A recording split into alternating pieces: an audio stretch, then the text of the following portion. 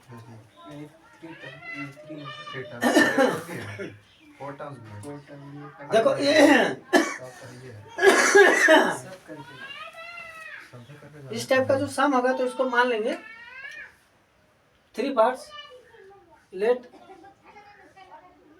Us we divide 24 in 3 parts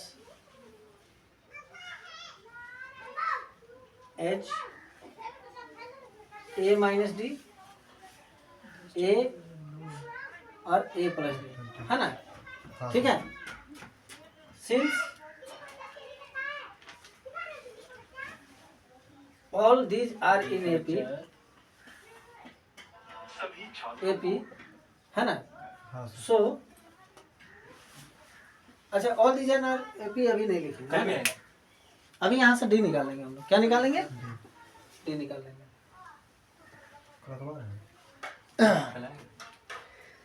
है ना?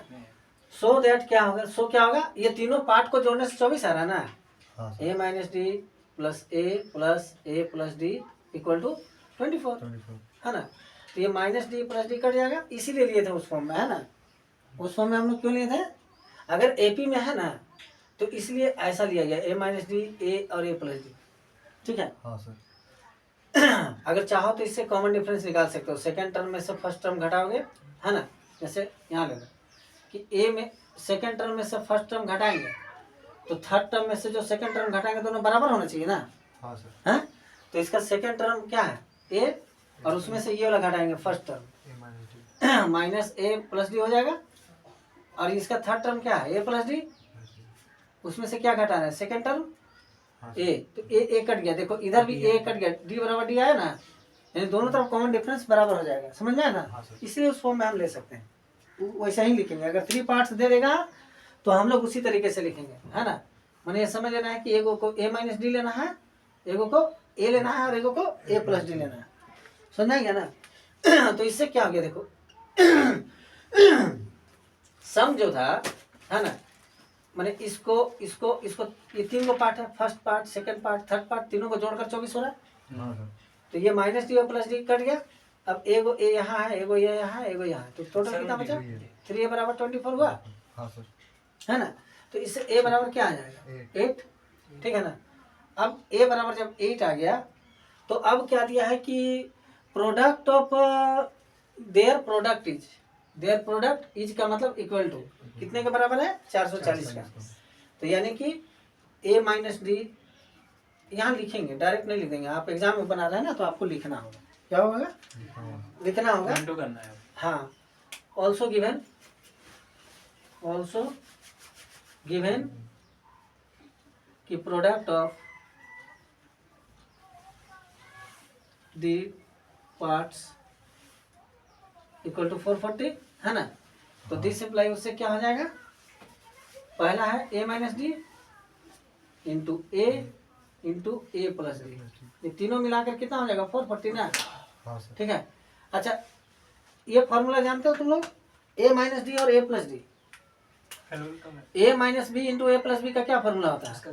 ए square minus B square ना? क्या होता है? ए माइनस बी इंटू ए प्लस बी फॉर्मूला है ना, ए स्क्वायर माइनस बी स्क्वायर का। तो उसी तरीके से ए माइनस डी और ए प्लस डी क्या हो जाएगा? ए स्क्वायर माइनस डी स्क्वायर हो जाएगा। क्या हो जाएगा? ए स्क्वायर माइनस डी स्क्वायर। और तुम्हारा यहाँ ए का वैल्यू कितना है? आया था ना 8 बैठा देंगे यहाँ, ये हो गया 440। अब 8 से तो इसको डिवाइड करेंगे क्योंकि यहाँ पर इंटू में है तो उधर चला जाएगा डिवाइड में। ए स्क्वायर माइनस डी स्क्वायर बराबर हो जाएगा 440 डिवाइडेड बाई 8। तो 8 5 जा 40 और 4 बचा, यानी 55 आएगा। कितना आएगा? यानी ए स्क्वायर माइनस डी स्क्वायर तुम्हारा आ रहा है 55। ए का वैल्यू कितना है? 8 ना? है? तो ए स्क्वायर का मतलब 64 है, minus D square equal to 55। तो इससे क्या हो गया कि ये डी स्क्वायर को उधर भेज दो और 64 minus 55 equal to D square. This simple क्या हो जाएगा? ये 9 आ जाएगा ना? है? यानी डी स्क्वायर अगर 9 आया तो कितना लड़का चुपचाप बोलेगा क्या कि डी बराबर 3 होगा। लेकिन क्या डी बराबर 3 होगा? ना, +3 माइनस 3, यानी डी का 2 का वैल्यू आएगा। तो उससे क्या है कि आपका टर्म भी उसी तरीके से चेंज होगा। समझ में आया? तो +3 लेना है। हाँ +3 लेना है। नेगेटिव नहीं नेगेटिव नहीं लेना चाहिए। नेगेटिव होता है। नेगेटिव भी लेंगे है ना, देखेंगे उसको चेक करके, है ना, हाँ वो चेक कर सकते समझ में आया ना कि प्लस में आ रहा है कि नहीं आ रहा है। ठीक है, तो यहाँ तक हो गया ना, तो मिटा दे यहाँ तक। हाँ हाँ सर। चलो, तो मेरा डी स्क्वायर कितना आया, +3 -3 डी स्क्वायर बराबर 9 और ए बराबर कितना आया, 8। 8। ये 8 आया ना। हाँ सर। हाँ now we have A equal to 8 था और डी इक्वल टू D²। हाँ D² D square equal to 9। 9, तो डी बराबर क्या हो जाएगा, +-3 होगा ना। हाँ सर। तो केस 1 लिखेंगे, क्या लिखेंगे, +1। जब डी बराबर +3 और ए बराबर 8 है ना, हाँ सर। तो नंबर्स क्या हो जाएगा, एक हो जाएगा a माइनस डी यानी 8 - 3 यानी 5, और एक हो जाएगा a यानी 8 8 यानी 8, और एक हो जाएगा a प्लस डी यानी 8 + 3 11। 11, तो 5 8 13 11 24 हो गया ना, हाँ सर। समझा ना। हाँ। यानी नंबर हो जाएगा 5 8 और 11, समझा। केस 1 का ठीक है। केस 2 अब लिखिए यहाँ पे, जब d बराबर -3 है ना, ठीक है, तो पहला वाला नंबर्स क्या होगा,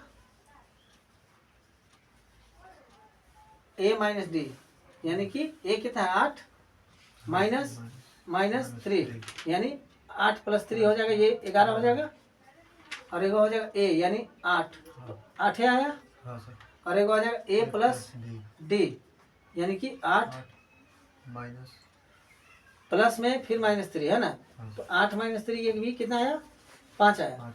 तो यहाँ भी देखो 5 / 11 आ रहा है, यहाँ भी 5 / 11 आ रहा है, तुम्हारा आंसर वही आएगा, चाहे +3 लीजिए या -3 लीजिए, समझा ना। हाँ सर। ठीक है, सो द नंबर्स आर